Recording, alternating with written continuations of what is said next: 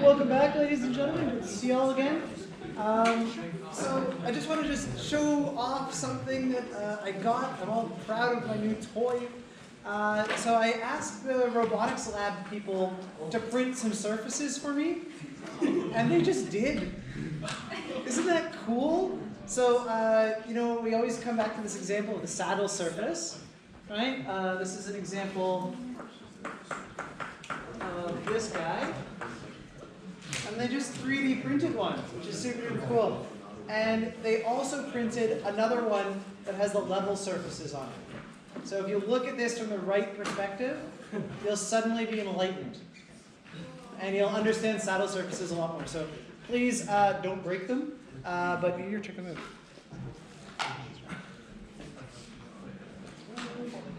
Oh, it's very saddly. Very, very saddly.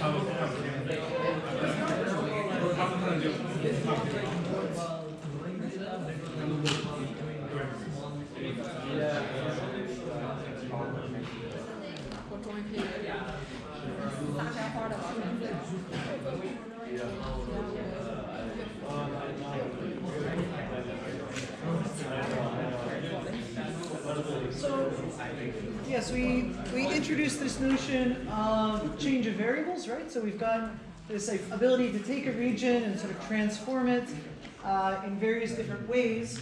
So I want to kind of go on with that and sort of get sort of a general formula today and do some more examples of how this works. Okay, so in order to state our general version, we need to introduce a new character.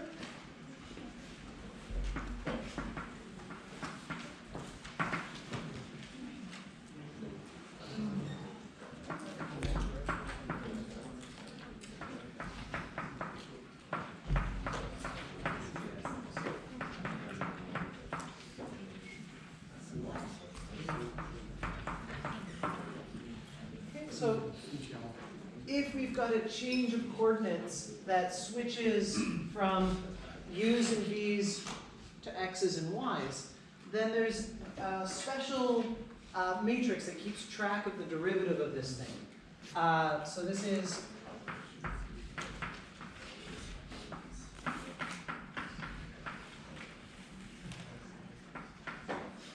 the change from uv to xy. This is a matrix that we call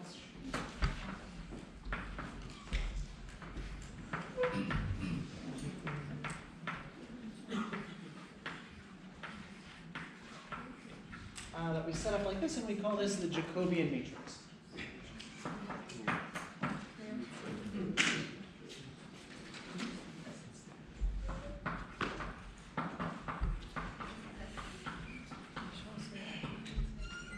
So the Jacobian matrix keeps track of how area changes when we go from UV coordinates to XY coordinates. So last lecture we had this example where we stretched a rectangle.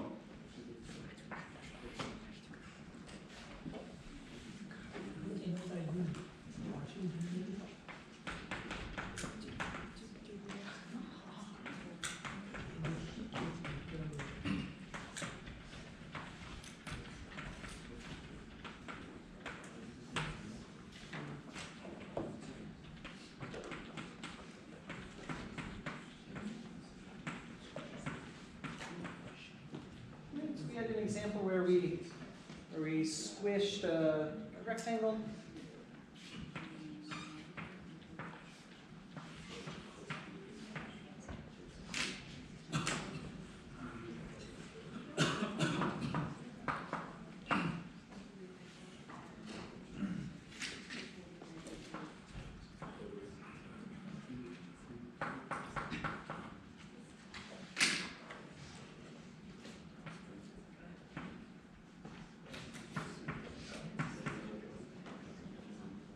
This was our example last time around. And we want to get the Jacobian of this guy.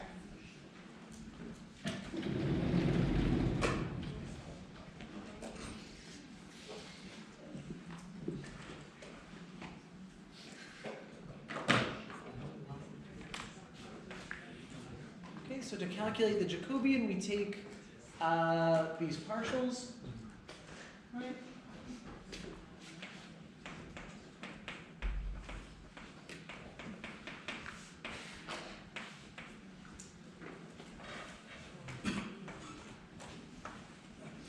And we take a determinant, so we get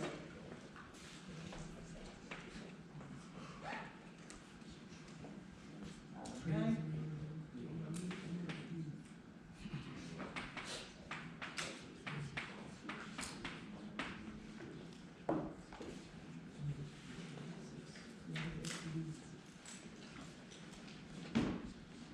So last lecture we said that this quantity 6 records the change in area.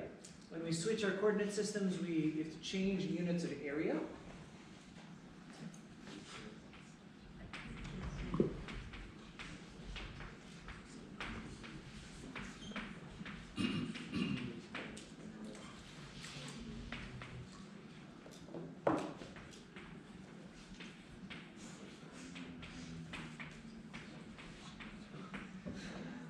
When we go from rectangle, 1 by 1 rectangle, or 1 by 1 square, over to this stretched version, our area changes. And we go from area 1 to area 6. So here x will be 0. So what is like the v in the above? Sorry, come again? Can you just explain this one again? How did you get the... Oh, these numbers? Yeah. Sure. Yes, of course. So we've got x, y. Alright, so there's our guy. And then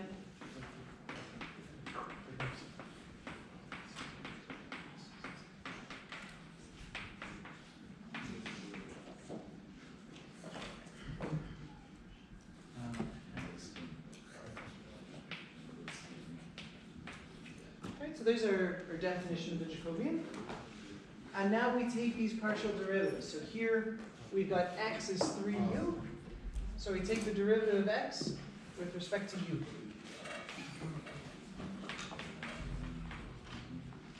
Now we take the derivative of x with respect to v.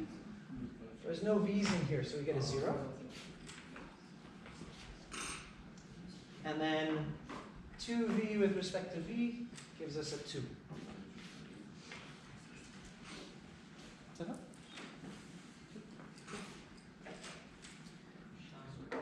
Yeah, so this measures the change in area.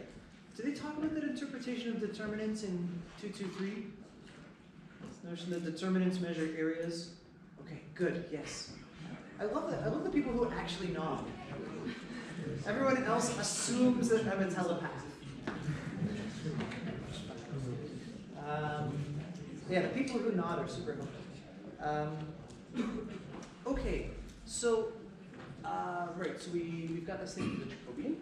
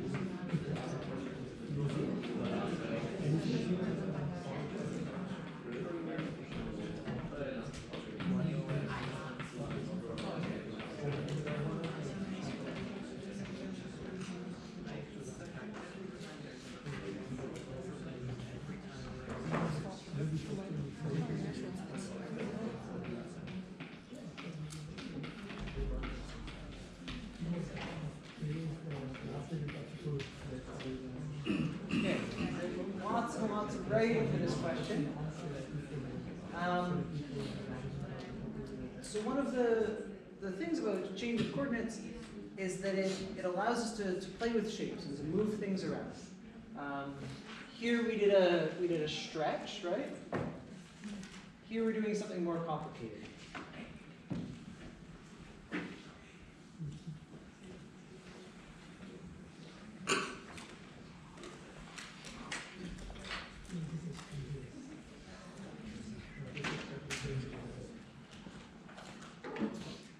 Okay, so what we want to do is we want to change one parallelogram into another.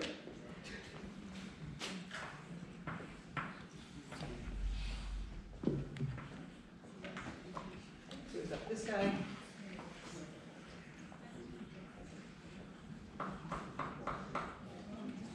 Right? And we want to change it into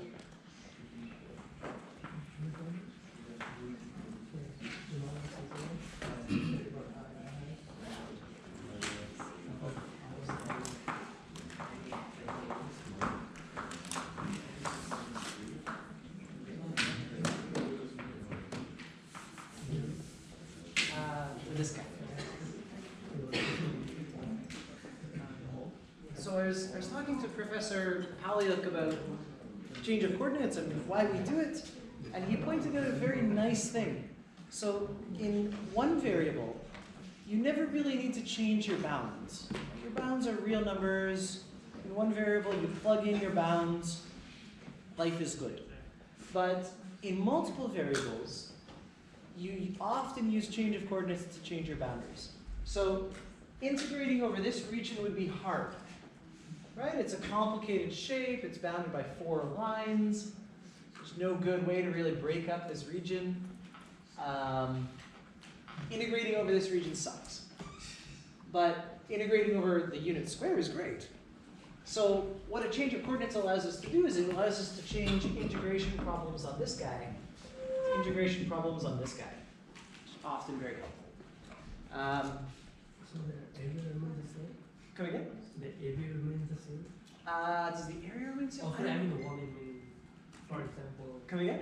if we want to find the volume or something, so if you change it, does it remain the same? Right, so it changes according to the Jacobian, and it changes according to this Jacobian matrix.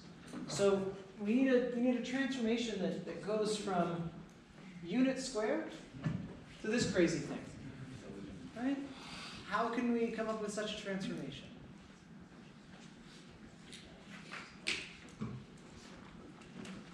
This is good cross training for Math 223, by the way.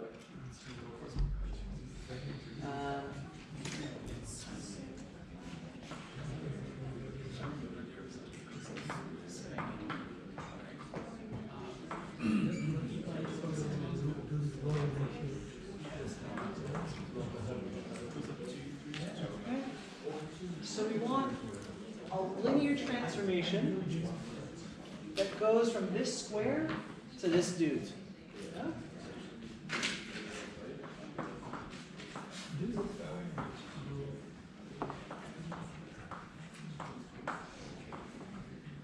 Okay, so we want to find a linear map that does this.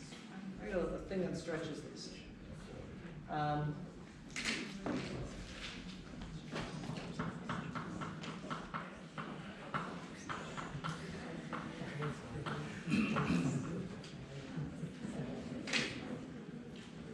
Linear maps represented by matrices.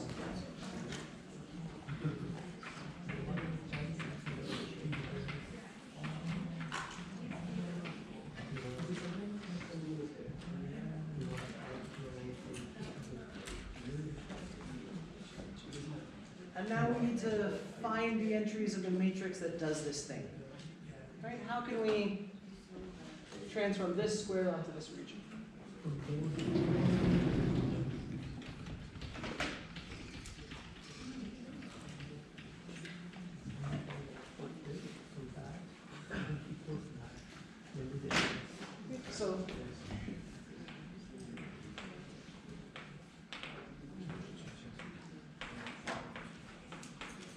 So we're going to send that to 2, 3.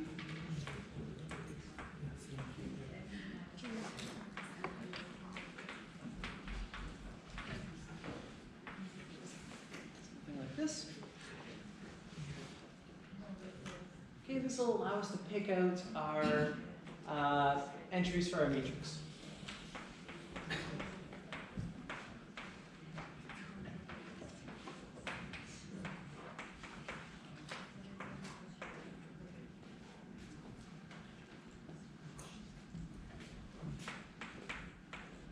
Right, so we do the matrix multiplication